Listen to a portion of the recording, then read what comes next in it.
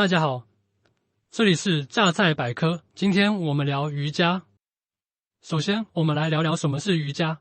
在网上一搜索，可以看到有些人说它来源于印度，是性体操。阿三果然厉害。我脑海中不由又冒出那些人跌人的阅兵仪式和科莫多巨蜥都难逃一劫的画面。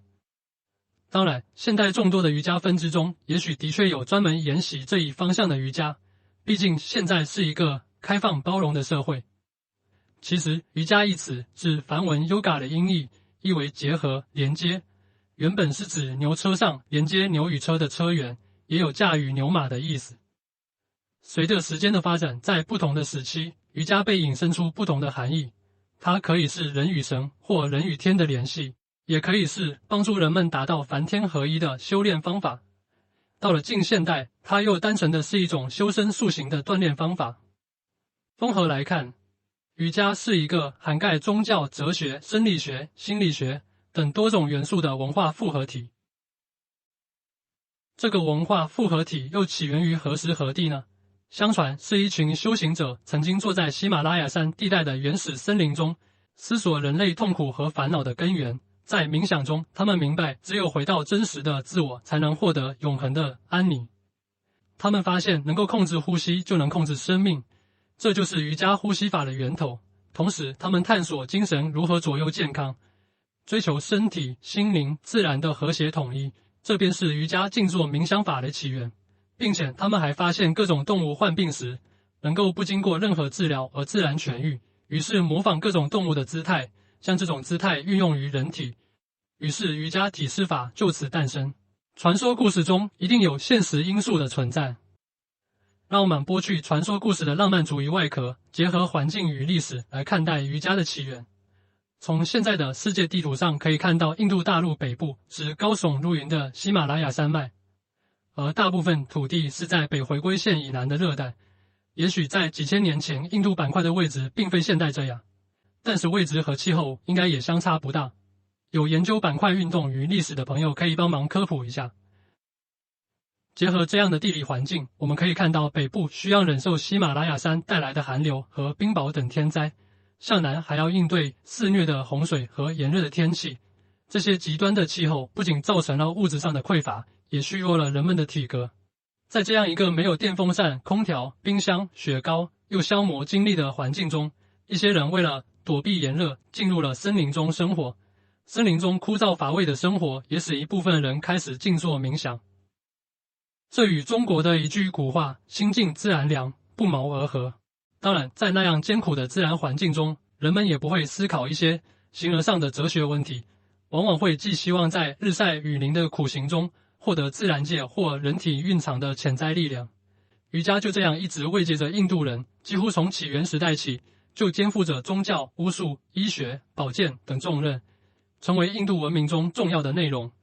既然瑜伽与当时人们生活如此息息相关，那么在相关的史料中可以找到它的蛛丝马迹吗？你别说，还真有。在现存印度最古老的经典《吠陀本集》中，可以寻找到有关瑜伽的一些踪迹，其中就有赞歌描述了印度古代7大仙人之一的仲有仙人，通过苦行获得了神奇的智慧和超凡的力量。然而，吠陀本集中只有离俱吠陀和阿阇婆吠陀中记载的瑜伽是原始瑜伽。随着后来宗教和哲学的发展，从记载印度教历代圣人观点的合集《奥义书》中可以发现，原始瑜伽开始转变，除了苦行外，开始静坐冥想。在白罗奥义中，开始对瑜伽行法有了系统的阐述，对静坐的姿势、呼吸的调整、意念的控制、静修的地点有了详细的论证。瑜伽逐渐被赋予了宗教和哲学的内涵。接下来，让我们随着时间线的移动，看看瑜伽的发展。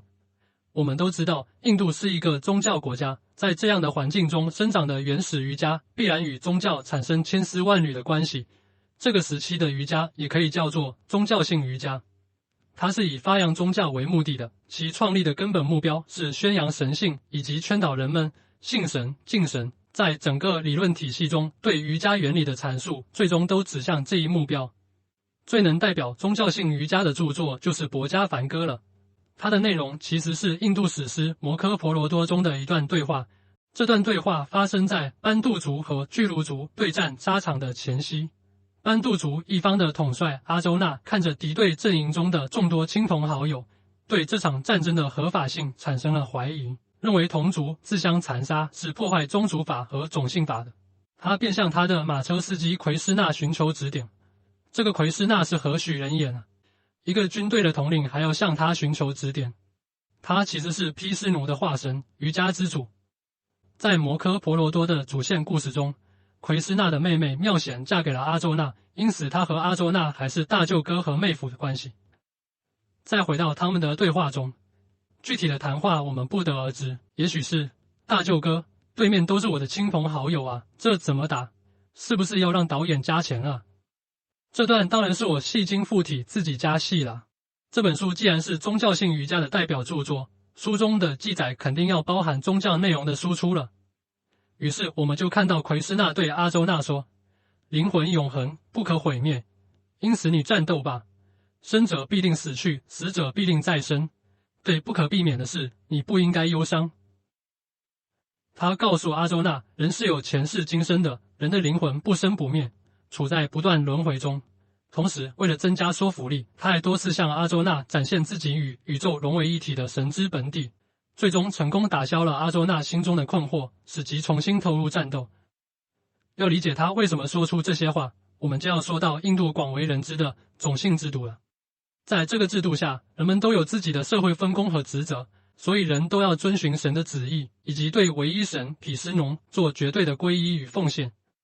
在奎斯纳看来，人类社会始终处在创造、发展和毁灭的循环往复中，战争也是人类社会中固有的。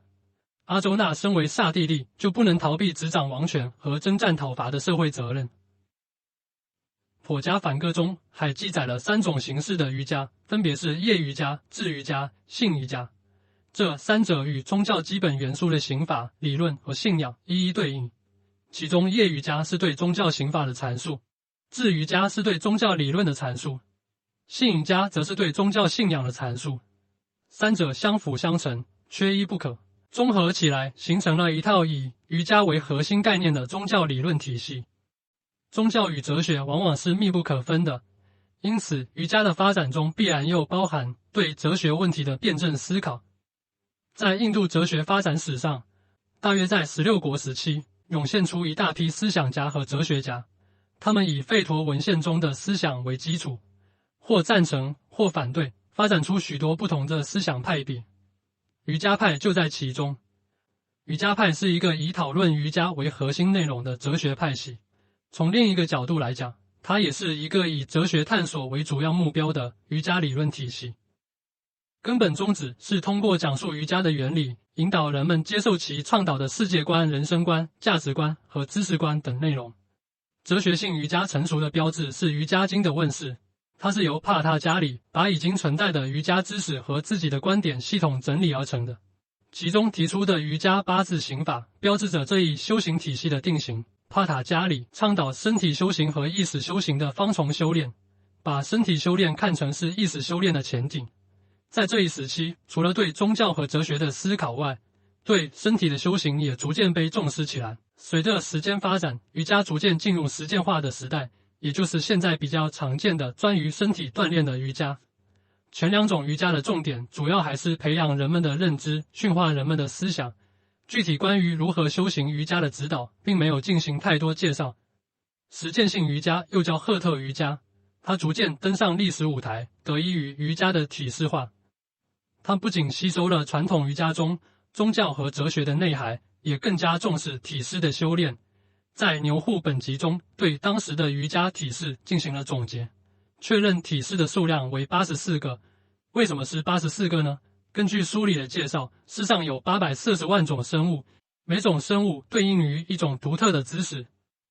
大师婆神从每100万种姿势中提炼出一个体式，所以体式的总数是84。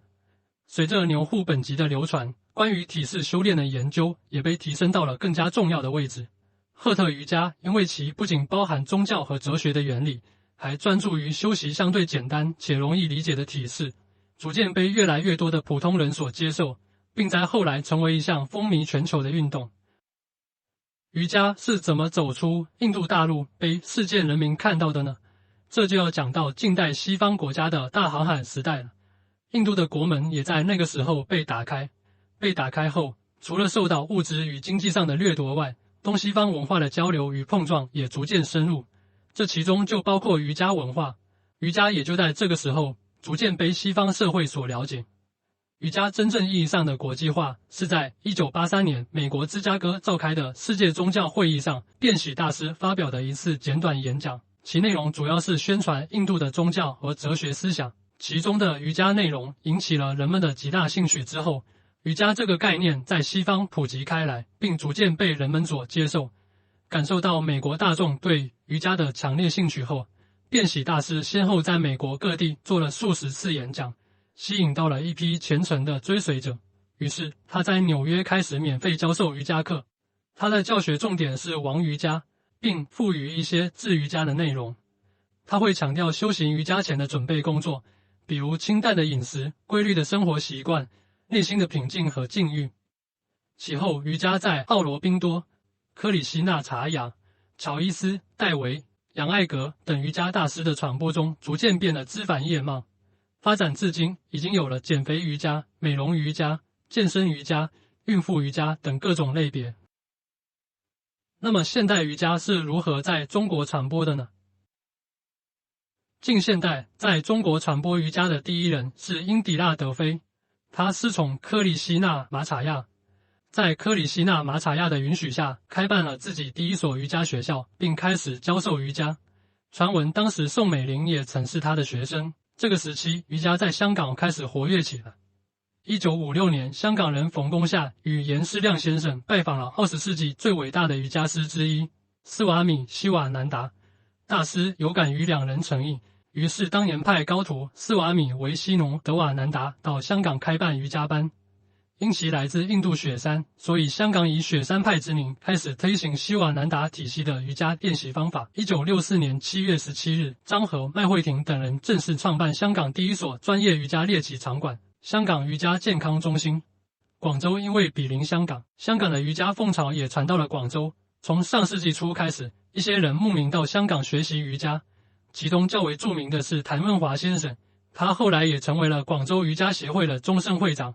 瑜伽真正在大陆开始流行，要得益于1985年张慧兰主持的瑜伽自我身心锻炼方法的节目在中央电视台播放。在央视这个具有极大影响力的平台下，张慧兰头戴花环，在海边伸展肢体的形象走入了中国的千家万户。越来越多的人对瑜伽产生了好奇和兴趣，并加入到修炼瑜伽的行列。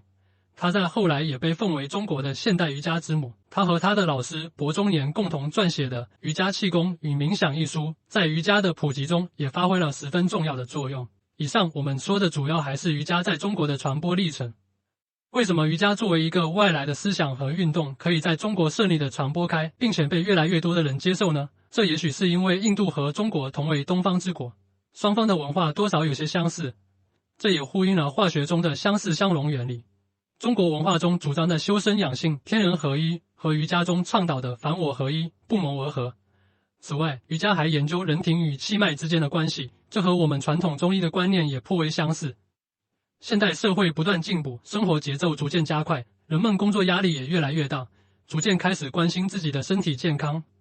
而对于已经工作了一天，消耗了大部分精力的上班族而言，跑步、骑行、球类等运动也许有些剧烈，而瑜伽的出现恰好满足了活动身体、放松心情的需要。